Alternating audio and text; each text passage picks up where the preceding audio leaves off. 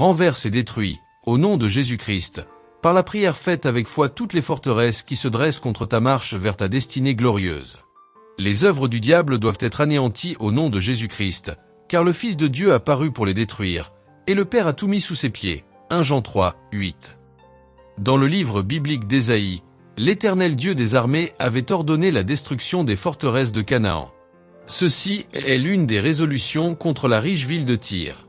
Canaan dans ce contexte représente la région de Tyr et Sidon. Mentionnons que le jugement sur Tyr peint un jugement divin sur le système cananéen de richesse, de commerce et d'orgueil. En tant que corps de Christ, nous avons aussi le pouvoir de renverser les puissances orgueilleuses qui se sont érigées en forteresses. L'Éternel a étendu sa main sur la mer, il a fait trembler les royaumes, il a ordonné la destruction des forteresses de Canaan, Ésaïe 23, 11.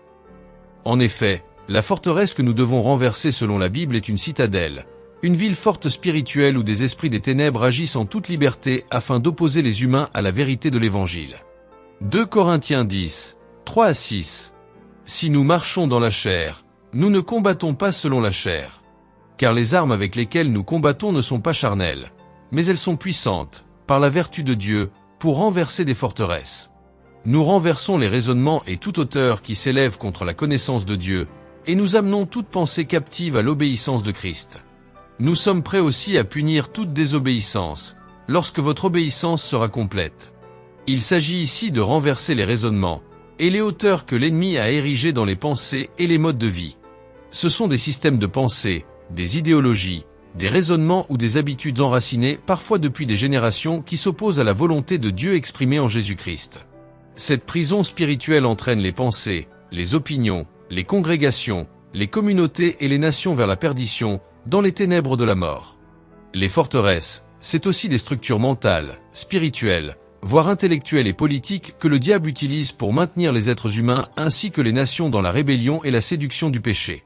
À titre d'exemple, nous avons l'orgueil, la peur, l'occultisme, les mensonges, le tribalisme, le fanatisme, les addictions, les coutumes et traditions contraires à Dieu, etc. N'oublions pas que le Seigneur Jésus-Christ est venu libérer les captifs et les rendre heureux.